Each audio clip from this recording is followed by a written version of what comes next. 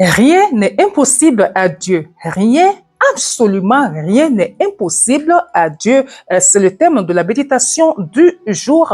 Et comme d'habitude, nous avons un verset d'appui qui est tiré du livre de Marc, Marc 9, le verset 23, qui dit ceci. Jésus lui dit, si tu peux, drapeau de suspension, tout est possible à celui qui croit, tout est possible à celui qui croit.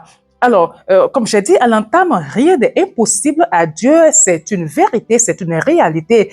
Celui qui nous a créés, celui qui a créé le ciel et la terre, celui qui détient notre souffle de vie, c'est lui qui ordonne et les choses arrivent à exécution, d'accord? S'il veut que à l'instant où je parle, que je tombe, hein, s'il veut me retirer son souffle, à l'instant où je suis en train de parler, alors il le fait et je n'aurai nulle part à le convoquer, je n'irai nulle part pour le convoquer, je n'irai nulle part pour le convoquer, il est souverain et c'est ça quoi. En fait, lorsque nous avons des sujets, lorsque nous avons des choses à demander à Dieu, parfois on se dit, mais est-ce que oui, mon cas est trop compliqué? Est-ce que Dieu va pouvoir faire quelque chose? Est-ce qu'il peut? Est-ce que si? Est-ce que ça? Personnellement, j'étais aussi dans ce schéma-là. De par le passé, je demandais des choses et en même temps, je disais, ben, non, je ne suis pas sûre que Dieu pourra le faire. Je ne suis pas sûre parce que mon cas, franchement, ce cas-là, c'est ci et ça, nanana, nanana. Dieu n'est pas dans ça. Est-ce que tu crois qu'il peut? Il peut. Comme ce monsieur, Jésus lui dit, mais tu me demandes si je peux?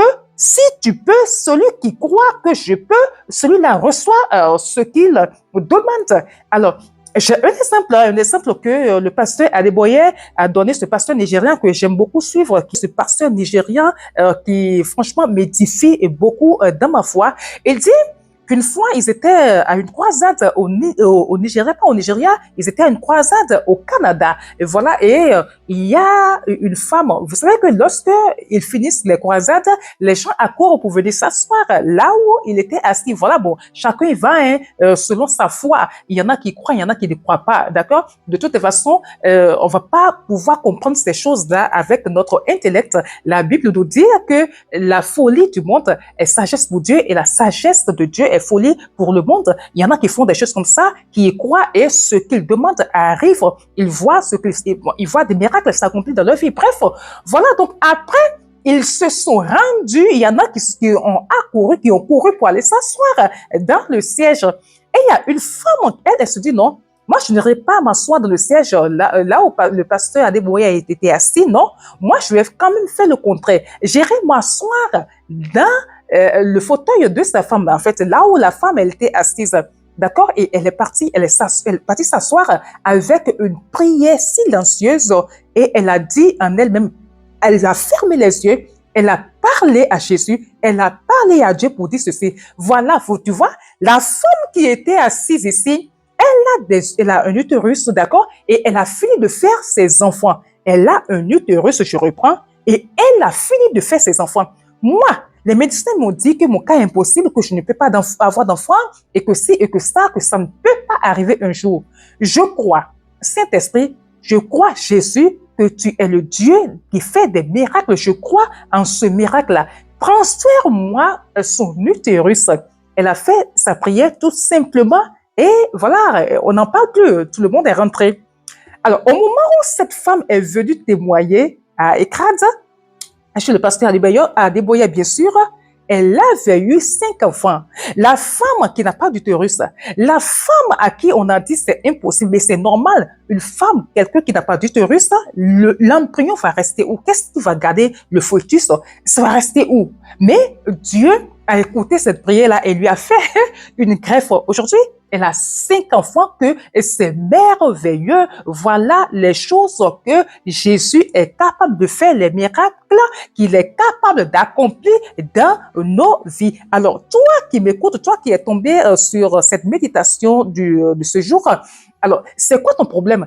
Qu'est-ce qui te semble impossible? Est-ce qu'on t'a déjà fait peur? On t'a dit que oui, ça c'est impossible et que ça, la science ne peut plus et qu'il ne te reste que la mort. Est-ce qu'on te l'a dit? Alors, il faut considérer l'exemple que je vais te donner.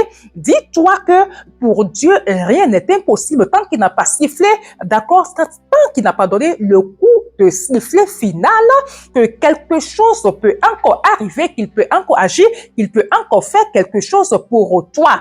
D'accord? Alors, il y a ce monsieur-là, un monsieur qui a eu à travailler quelque part, qui a connu une existence vraiment difficile, mais qui finalement a trouvé un boulot quelque part, il a fini son contrat, et puis bon voilà, quand on finit, on reste à la maison, hein, d'accord? Si on ne vous rappelle pas, c'est que vous êtes à votre charge. Et c'est dans cela qu'il a vu une annonce d'un organisme international, hein, d'accord, qui correspond à son profil. Et il s'est dit, pour des postes comme ça, il faut des gens expérimentés. On sait tous qu'ils recherchent pour des postes comme ça des gens qui ont déjà fait leur preuve. Et moi, je ne suis pas expérimenté, je n'ai pas l'expérience de ci, je n'ai pas 15 ans, 20 ans d'expérience, et ça. Donc, j'ai le profil, mais je ne pense pas qu'ils peuvent me choisir.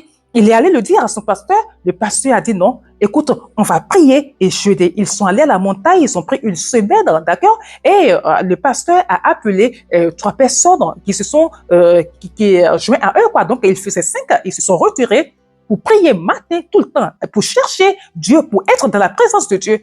À la fin des 5 jours, qu'est-ce que ce monsieur dit? Au moment où ils allaient se séparer, il dit, mais c'est bien, on a tout fait ça, mais franchement, je ne pense pas que ça va marcher.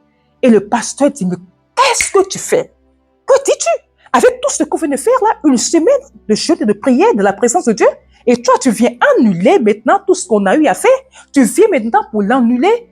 Et le pasteur, automatiquement, il efface, il annule sa parole. Ils sont partis. Il est parti se présenter et il a été choisi. C'est ainsi que Dieu fait ces choses. Alors, il y a un passage de Jacques 1, je pense, c'est Jacques 1, le verset 6 à 7 qui dit que si vous manquez de sagesse, le verset 5 qui dit, si vous demandez de sagesse, vous manquez de sagesse, demandez à Dieu. Il va vous le donner. Donc, il va vous la donner, pardon. Et ensuite, verset 6 et 7, il dit, les gens là, je paraphrase, que les gens qui demandent et qui ne croient pas que ce qu'ils demandent va arriver, ce qu'ils demandent, Dieu va le leur accorder, que ces gens-là sont semblables à des vagues de la mer. Vous savez, les vagues de la mer, ça vient, ça repart. C'est quoi ces vagues-là? Elles viennent, elles repartent, elles viennent, elles repartent.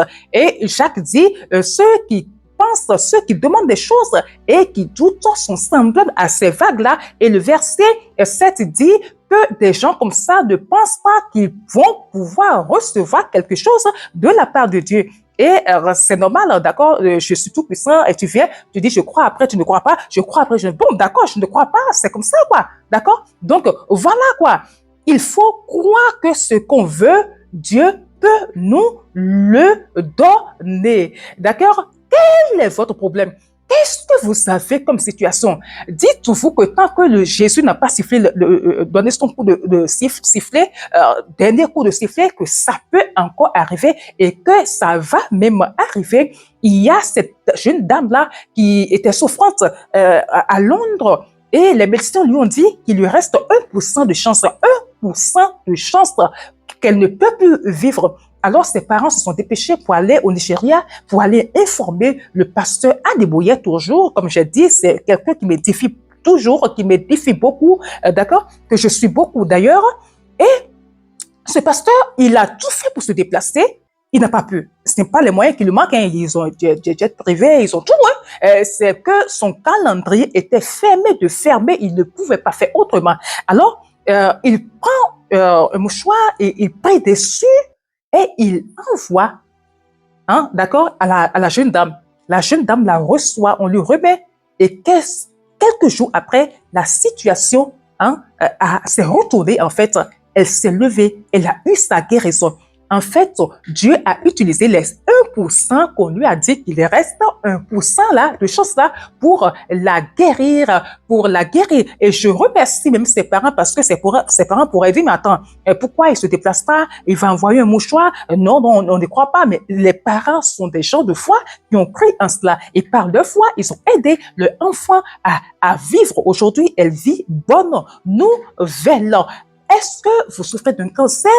Est-ce que vous avez une maladie incurable? Est-ce que à vous aussi, on a déjà dit que c'est impossible, que voilà quoi, d'aller à la maison tranquillement mourir comme ils savent le dire, aller mourir chez vous? Est-ce que on vous a déjà dit quelque chose comme ça? Sachez que Jésus peut retourner la situation à votre faveur. Croyez-le et vous le verrez s'accomplir dans votre vie. Alors Père, nous te disons merci. Merci pour toutes les oreilles qui ont écouté cette méditation. Père, nous venons à toi avec nos requêtes. Accroît en nous, Saint-Esprit, la foi. Saint-Esprit, que les choses difficiles de nos vies que nous sommes en train de demander depuis des moments, il y a des gens, c'est depuis des années, augmente en nous la foi pour que notre foi puisse demander avec confiance et espérer que ces requêtes-là vont un jour connaître un épilogue, vont un jour donner une fin heureuse. Nous le demandons par Jésus-Christ, ton Fils, notre Seigneur Dieu. Amen. Merci de m'avoir prêté une oreille attentive à la prochaine méditation. Allez, bonne journée à vous et shalom chez vous.